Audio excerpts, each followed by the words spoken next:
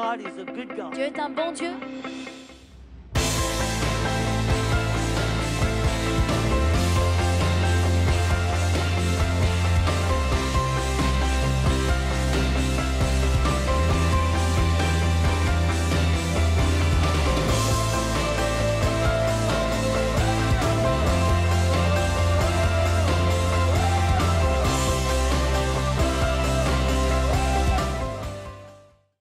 Ce matin, quelle joie, quel privilège de vous parler d'un sujet si important pour le corps de Christ, si important pour les chrétiens, si important pour vos victoires. Ce sujet qui est la prière. Alléluia. La première chose que l'on fait lorsque l'on devient un chrétien, on apprend à prier. Et la prière, c'est juste indissociable de la vie du chrétien.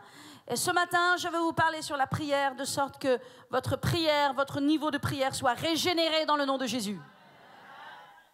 Contre vous, vous savez que dans votre vie, votre niveau de prière doit augmenter. Amen. On a tous besoin de monter dans une nouvelle dimension de la prière. Et la prière, c'est tellement important. La prière, c'est essentiel. Et je vais vous expliquer ce matin pourquoi la prière c'est si important et pourquoi la prière c'est essentiel. Amen. On a besoin de prier. Le peuple de Dieu a besoin de prier. La première chose que l'on a besoin d'apprendre lorsqu'on devient un chrétien, c'est de prier. Amen. Parce que la prière, elle a plusieurs qualificatifs qui sont très importants, qui vont changer véritablement nos vies. Nous voyons premièrement que dans la Bible regorge d'exemples d'hommes et de femmes qui ont changé leurs circonstances, qui ont percé au travers de la prière, qui ont gagné au travers de la prière, dont les vies ont été transformées au travers de la prière. Ça ne s'est pas fait sans la prière. Et j'aimerais te dire ce matin que les choses qui doivent venir dans ta vie de la part de Dieu, ok, bien sûr qu'ils sont dans le plan de Dieu, mais les choses qui doivent venir dans ta vie de la part de Dieu ne se feront pas sans prière. Et ne viendront pas dans ta vie sans la prière. Parce que la Bible dit que la prière du juste est d'une grande efficacité. Dieu donne de la valeur à la prière. C'est très important que nous prions. Le peuple de Dieu a besoin de prier. Nous avons besoin d'avoir une vie de prière quotidienne. Et nous avons besoin d'avoir des temps de prière approfondis pour traiter des circonstances, pour régler les choses dans le monde de l'esprit.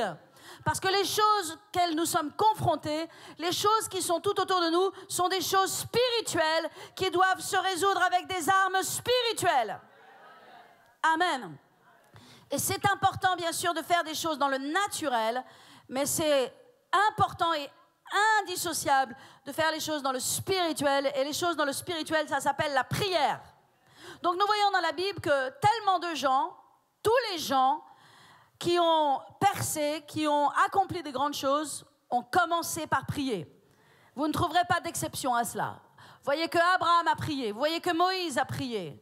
Lorsque Moïse est allé voir Pharaon et qu'il y avait toutes ces grenouilles et toutes ces mouches, Pharaon demandait à ce que Moïse prie. Et Moïse sortait et il priait.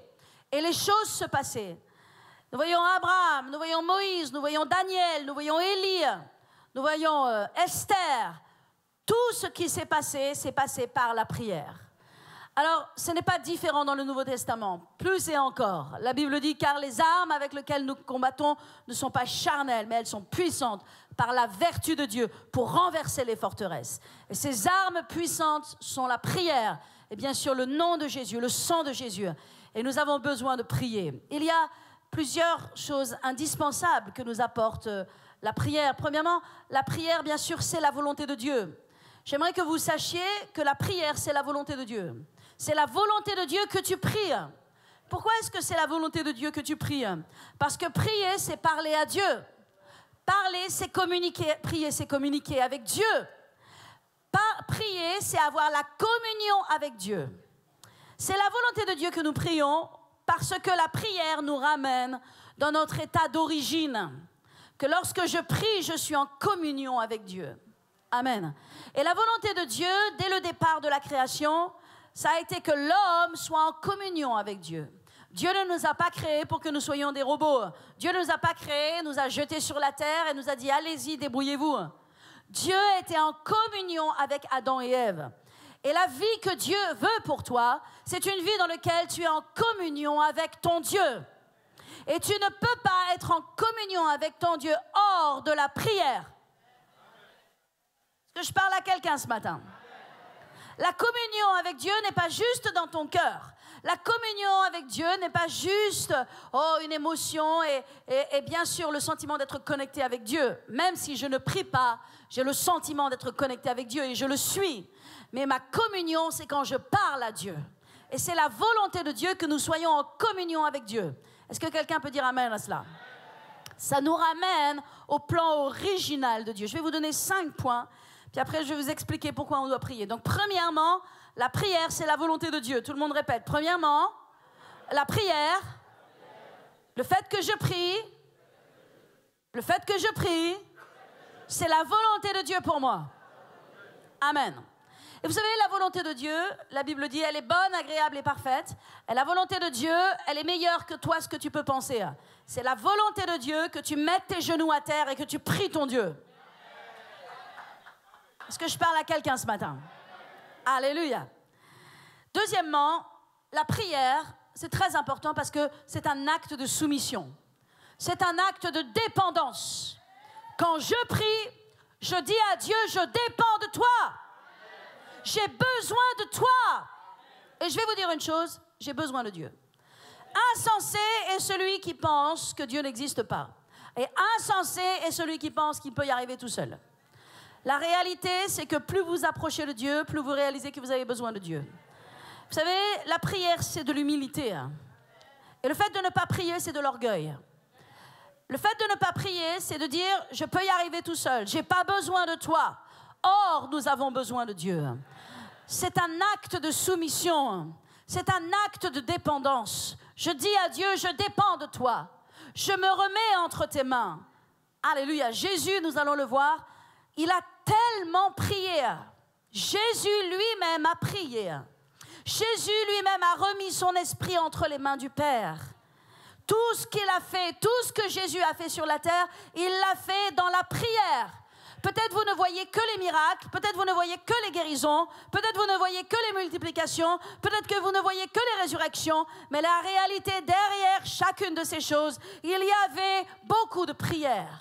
Il y avait une communion avec Dieu, il y avait des temps spécifiques mis à part, il y avait Jésus qui recherchait la face de son Père. Ça paraît incroyable et pourtant c'est tellement vrai. Donc, la prière, c'est un acte de soumission. C'est un acte de dire, Seigneur, c'est toi qui es au-dessus de ma vie. C'est toi qui as le contrôle de ma vie. C'est toi qui vas me faire gagner. C'est toi, j'ai besoin de toi. Je dépends de toi. Viens sur la scène de ma vie. Viens dans ma famille. Sauve mes parents. Sauve mes enfants. Change mon cœur. Vous pouvez tout dire à Dieu. Il n'y a pas une chose que vous ne pouvez pas dire à Dieu. Vous pouvez tout dire à Dieu. Il est votre papa du ciel. Vous pouvez lui confesser vos péchés. Vous pouvez lui dire que vous avez besoin d'aide. Vous pouvez lui dire qu'il y a des faiblesses dans votre vie. D'abord, il le sait. Mais vous pouvez lui dire, vous pouvez tout lui dire. Il n'y a aucune honte devant Dieu.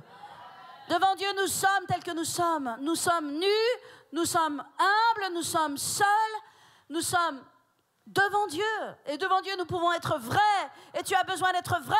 Et tu as besoin de dire, Seigneur, aide-moi, parce que mon cœur est mauvais. Seigneur, aide-moi, parce qu'il y a de la rébellion dans mon cœur. Seigneur, aide-moi, parce qu'il y a de la colère dans mon cœur. Seigneur, aide-moi, parce qu'il y a de l'impureté dans mon cœur. Quelles que soient les choses, vous pouvez être vrai avec Dieu. Vous pouvez lui dire, Seigneur, viens, change-moi. Change-moi. Je vais vous dire une chose, seul Dieu a le pouvoir de changer les gens. Alléluia. La troisième chose à propos de la prière, c'est que la prière, c'est un acte de foi. Amen. La prière est un acte de foi. Les gens qui n'ont pas de foi ne prient pas. Et mes amis, si vous ne priez pas, c'est que peut-être vous n'avez pas de foi. Parce que la prière, c'est un acte de foi. Amen. Parce que les gens qui prient ont la foi. Parce que ça demande de la foi de se mettre à part pendant 1 heure et de parler dans le silence de sa chambre à ce Dieu qui est dans les cieux. Ça demande de la foi. Mais les gens qui n'ont pas de foi ne prient pas. Parce que la foi, la prière, c'est un acte de foi.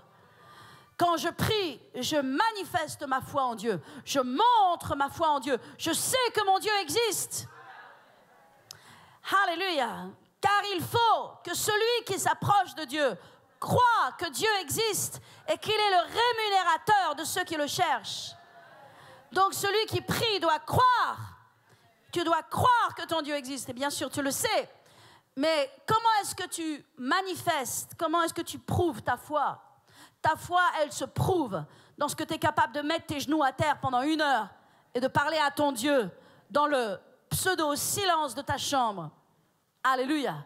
C'est un silence. Les gens pensent que c'est un silence. Les gens qui ne connaissent pas Dieu pensent que c'est un silence. Mais c'est une communion, c'est une communication d'esprit avec notre Père. Alléluia. Tu as un Père dans le ciel. Donc, c'était quoi la 3e chose? La prière, c'est un acte de foi. Amen. Les gens qui ne prient pas n'ont pas de foi. Mais les gens qui prient ont une grande foi. Parce que ça demande de la foi pour prier. Amen. 4e, la prière, elle est indispensable. Tout le monde dit le mot indispensable? Elle est indispensable pour te rapprocher de Dieu. Amen. Tu vas te rapprocher de Dieu par la prière. Donc la prière est indispensable dans ta vie pour te rapprocher de Dieu. Si tu ne pries pas, même si tu aimes Dieu dans ton cœur, tu es loin de Dieu. Tu es loin de Dieu. Si tu ne pries pas, tu es loin de Dieu. Tu as besoin de te rapprocher de Dieu. Je vais vous dire une chose, c'est très important de nous rapprocher de Dieu. Parce que la réalité, c'est que dans notre nature humaine, avec nos pensées humaines, avec toute l'oppression qu'il y a autour de nous, de la pensée du monde qui est là, eh bien, en fait, nous pouvons être très éloignés de Dieu. Amen. Et les seules choses qui me rapprochent de Dieu et qui me ramènent dans la ligne et dans le cadre avec Dieu, c'est lorsque je viens à l'église. C'est lorsque je lis ma Bible et c'est quand je prie mon Dieu. Ce sont les choses qui me ramènent dans la pensée de Dieu. Mais la réalité, si je ne prie pas, si je ne lis pas ma Bible, et si je ne vais pas à l'église, ma nature humaine, chasser le naturel et il revient au galop. Ma nature humaine revient à sa nature originale, c'est-à-dire elle se remet conforme au monde. Elle commence à penser comme le monde, elle commence à agir comme le monde, et les pensées de Dieu ne sont plus nos pensées. Et nous ne comprenons plus les choses de Dieu. Nous ne comprenons plus le royaume de Dieu. Les choses, petit à petit, se ferment dans notre compréhension spirituelle et nous devenons aveugles. Et nous marchons sur la terre comme les gens qui n'ont pas de Dieu, comme les gens qui n'ont pas de foi et qui n'ont pas de loi. Nous parlons comme le monde, nous agissons comme le monde parce que nous ne prions pas. La réalité, c'est qu'on peut voir les personnes qui prient et les personnes qui ne prient pas. Je ne dis pas cela du tout avec une parole d'accusation, mais c'est une réalité. On peut voir quelqu'un qui prie et on peut voir quelqu'un qui ne prie pas. Parce que dans la vie de quelqu'un qui prie, on va voir des ingrédients, on va voir des choses spéciales, on va voir une soumission à la volonté de Dieu, on va voir un esprit d'amour, on va voir un esprit de patience, on va voir les fruits de l'esprit se manifester. Alléluia. Dans la vie de quelqu'un qui prie, il y a le fruit de l'esprit. Parce que la prière manifeste en toi le fruit de l'esprit. Or, le fruit de l'esprit, c'est l'amour, la joie, la paix, la bonté, la douceur, la patience, la persévérance. Dans le désordre. Ok, c'est pas grave. Dans la vie de ceux qui prient, il y a des ingrédients. Et dans la vie de ceux qui ne prient pas, ça se voit. Les gens qui ne prient pas se mettent en colère facilement. Les gens qui ne prient pas sont impatients. Les gens qui ne prient pas sont durs, sont irascibles. Les gens qui ne prient pas ne pardonnent pas. Les gens qui ne prient pas ne comprennent pas les choses du royaume de Dieu. Les gens qui ne prient pas ne peuvent pas bâtir la maison de Dieu. Ne peuvent pas bâtir le royaume de Dieu parce qu'ils sont aveuglés à ces choses. Ils ne voient pas. C'est tellement important de prier. C'est crucial que tu pries. C'est indispensable que tu pries. C'est indispensable maintenant que comme cette voiture, nous avons vu, accélère, c'est le temps maintenant que tu accélères. Et si tu veux voir l'accélération, il va falloir que ta vie de prière change. Alléluia. Il va falloir que ta vie de prière, elle prenne une nouvelle dimension et qu'elle prenne une nouvelle vitesse. Tu as besoin de prier, tu as besoin de te lever tôt le matin ou tard le soir et de passer des temps privilégiés avec ton Dieu. Si vous le croyez, dites Amen. Et la 5e chose que fait la prière, La prière, elle change ton cœur. La prière change ton cœur. Personne ne peut changer le cœur de quelqu'un. Je vais vous dire, ne vous mariez pas par la foi en pensant que Dieu va changer le cœur de cette personne ou que cette personne va changer, parce que la réalité, ou plutôt en pensant que vous allez changer le cœur de cette personne, parce que la réalité, c'est que vous ne pouvez pas changer le cœur de qui que ce soit. Alléluia. Et Dieu ne peut même pas changer les cœurs, à moins que la personne se soumette à Dieu et que la personne prie. C'est le seul moyen que Dieu peut changer le cœur. Dieu n'a pas pu changer le cœur de Jonas. Jusqu'au bout, le cœur de Jonas a été rebelle. Maintenant, il n'a pas eu d'autre choix que de faire la volonté de Dieu, parce qu'il s'est retrouvé dans le ventre d'un gros poisson. Et là, dans le ventre d'un gros poisson, il a commencé à prier. Parfois, Dieu va t'amener dans des circonstances où tu n'auras pas d'autre choix que de prier. Parce que Dieu veut ton cœur. Parce que Dieu veut ton cœur. Jonas était irascible. Rien ne pouvait le changer. Il est descendu au fond de ce bateau. Il était plein de colère. Il était plein de rébellion. Toute sa vie disait non. Il faisait un frein à Dieu. Et Dieu a dit, mais c'est pas possible. C'est mon serviteur. C'est-à-dire, c'est pas comme si c'était un païen. C'est mon serviteur. Et vous et moi, nous sommes des serviteurs de Dieu, n'est-ce pas? Vous et moi, nous sommes les outils, les instruments que Dieu va utiliser pour faire son œuvre. Parfois, Dieu a un peu de mal avec nous.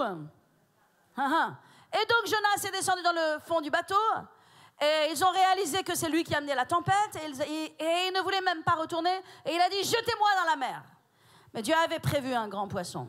Et il y avait un grand poisson qui suivait ce bateau. Et qui lui a dit, attends mon petit coco, tu vas voir. Et il a été jeté dans la mer, il pensait qu'il était loin de Dieu, il s'est retrouvé dans le ventre du poisson. Et là, d'un seul coup, il s'est rappelé Dieu. Dieu enverra des situations pour que tu te rappelles de Dieu. Dieu enverra des situations qui vont te faire prier comme tu n'as jamais prié. Parce que Dieu veut ta prière, il veut ton temps, il veut ton cœur. Mais tu n'es pas obligé. Jonas n'était pas obligé de terminer dans le ventre d'un poisson. La Bible dit, il a été vomi sur le rivage. Le poisson, wow, il a vomi Jonas. Jonas a été vomi dans le ventre de poisson. Il n'était pas obligé de passer par là. Néanmoins, son cœur a eu du mal à changer. La prière, mes amis, change le cœur. Si tu veux que ton cœur change, tu as besoin de prier.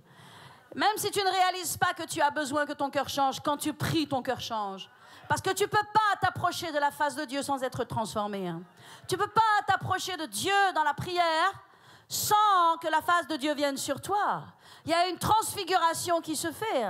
Il y a une présence qui vient. Il y a un changement qui se fait de façon progressive, bien sûr. Ce n'est pas seulement l'histoire d'une seule prière, mais d'un style de vie de prière.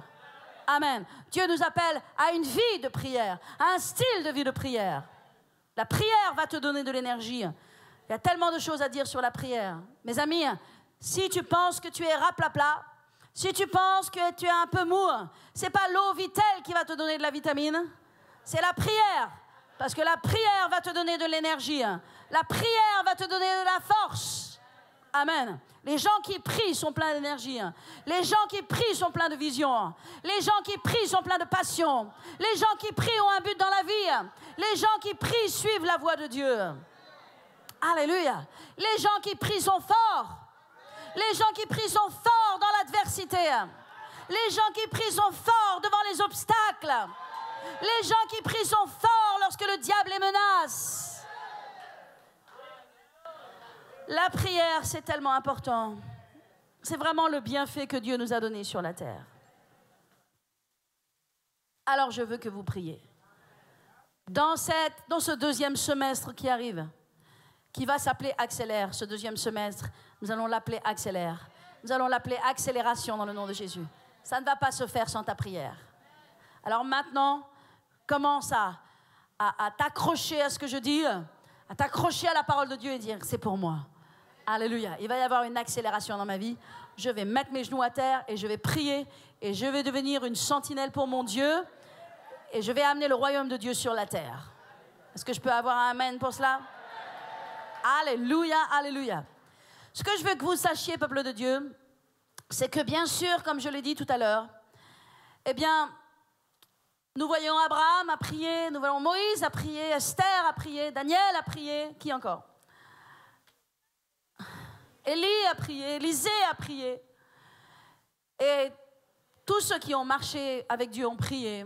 Mais ce qui est très important que vous compreniez, c'est que Jésus lui-même priait. Ce n'est pas qu'il a prié, c'est qu'il priait. Il priait. Jésus priait. Vous dites, pourquoi est-ce que Jésus priait? Pourquoi est-ce que Jésus avait besoin de prier? Est-ce que Jésus avait vraiment besoin de prier? La réalité, mes amis, Jésus avait vraiment besoin de prier. Savez-vous pourquoi le ministère de Jésus a été puissant sur la terre? Pourquoi est-ce qu'il a réussi sa mission? Pourquoi le ministère de Jésus a accompli totalement ce qu'il avait besoin d'accomplir? Vous savez pourquoi? Vous savez pourquoi? Vous savez pourquoi? Je vais vous surprendre. Parce que Jésus priait. Parce que Jésus priait. Jésus lui-même avait besoin de prier pour que les choses de Dieu se fassent sur la terre.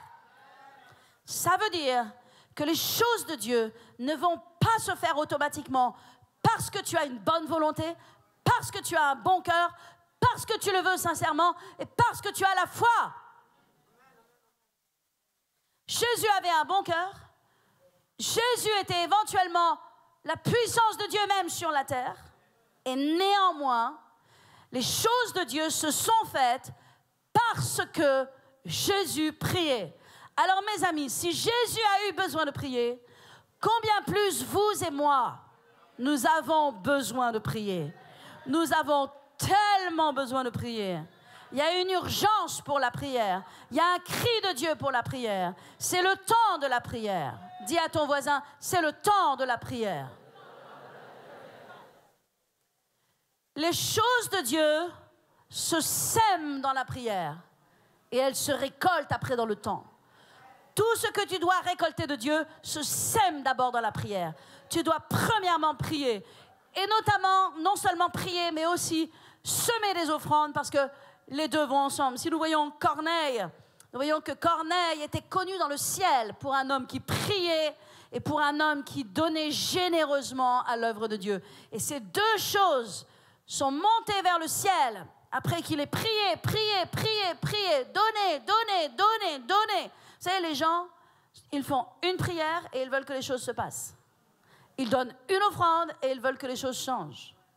Ce n'est pas une offrande et ce n'est pas une prière, c'est un style de vie. C'est un style de vie de prière. C'est un style de vie de donner. Lorsque Corneille a prié et qu'il a semé ses offrandes, c'est monté jusque vers le ciel et Dieu a envoyé un ange. Et combien la famille de Corneille a été bénie. Amen. C'est la même chose pour toi. Tu vas avoir besoin de prier. Tu as besoin de prier pour que les choses de Dieu se manifestent sur la terre. Dis à ton voisin, tu as besoin de prier pour que les choses de Dieu se manifestent sur la terre. Alléluia. Vous dites peut-être, oui, mais Jésus, lui, pourquoi est-ce qu'il avait besoin de prier? Il n'avait pas besoin de prier. Il était le fils de Dieu sur terre. Je vais vous dire une chose, écoutez-moi bien. Jésus a fait des miracles. Jésus a fait des guérisons. Jésus a multiplié les pains et les poissons pour 5000 personnes. Il a fait juste des choses extraordinaires. Alléluia. Que personne n'a jamais fait, qu'aucun homme avant n'avait jamais fait. Mais Jésus ne les a pas fait en tant que fils de Dieu. Il les a fait en tant que fils de l'homme. Jésus ne s'est jamais identifié au fils de Dieu. Il n'a jamais dit « je suis le fils de Dieu ». Lorsqu'il a dit aux disciples « qui dites-vous que je suis ?» Les uns disent que tu es un prophète, les autres disent que tu es ceci, les autres disent que... Et Pierre a dit « oh Seigneur, tu es le fils de Dieu, tu es le Messie ». Et qu'est-ce que Jésus a dit? Jésus a dit « tu le dis ». Amen. Lorsqu'il s'est trouvé devant Pilate et devant les souverains sacrificateurs et qui lui ont dit « est-ce que tu es le fils de Dieu? Es-tu le fils de Dieu ?» Qu'est-ce qu'il a répondu? Il a répondu « tu le dis ». Mais jamais il ne l'a dit lui-même. Parce qu'il n'est pas venu pour être le fils de Dieu. Et il n'est pas venu en tant que fils de Dieu. Il est venu en tant que fils de l'homme. Il est venu comme un homme. Ça veut dire que Jésus était comme toi et moi sur la terre. Alors si tu penses que les miracles sont que pour Jésus, tu te trompes. Parce que si Jésus a pu faire des miracles dans son enveloppe humaine comme vous et moi, toi aussi tu peux faire les mêmes miracles.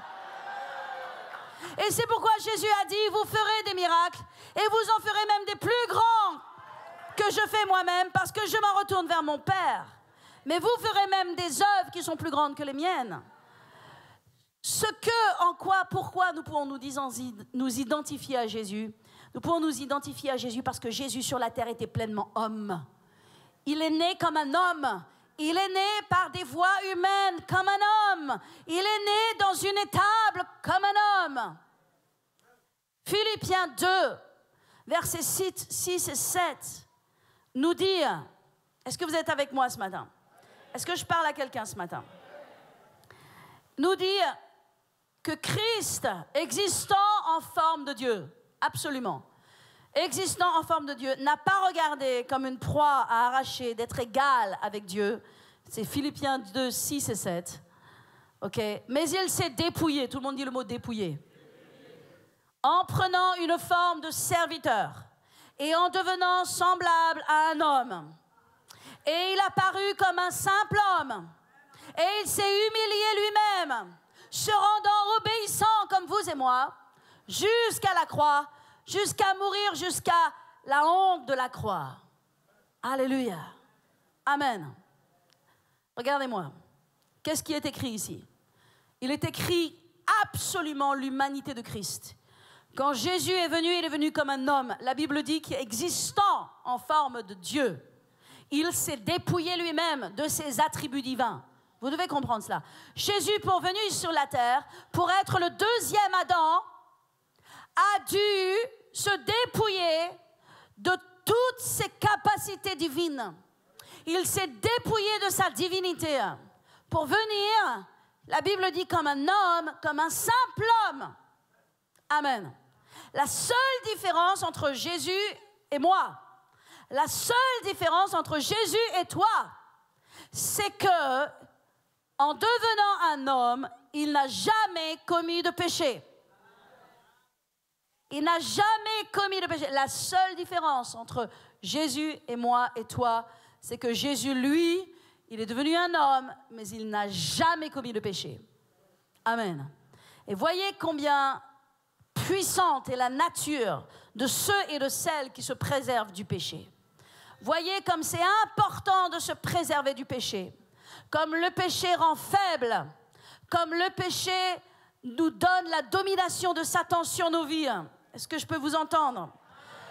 Comme le péché corrompt, le péché rend incrédule, le péché sépare de Dieu, le péché donne l'autorité de Satan sur nous, le péché nous empêche d'avoir de l'autorité sur Satan. Le péché donne à Satan de l'autorité sur nous et le péché nous empêche d'avoir de l'autorité sur Satan. Le péché détruit notre zèle pour Dieu. Le péché nous rend semblables au monde. Jésus n'avait pas de péché. La différence entre vous et moi, entre Jésus et nous, c'est que Jésus n'avait pas de péché. Et parce que Jésus était sans péché, il avait autorité sur le diable. Il avait autorité sur les vagues, le vent et la mer, sur toute la création. Il pouvait multiplier les pains et les poissons. Il avait autorité sur la maladie et sur la mort. Il avait des pensées claires, il avait une vision claire. Il savait là où il allait. Peuple de Dieu, combien nous devons nous protéger du péché. Combien le péché tue notre destinée. Combien le péché nous tue spirituellement.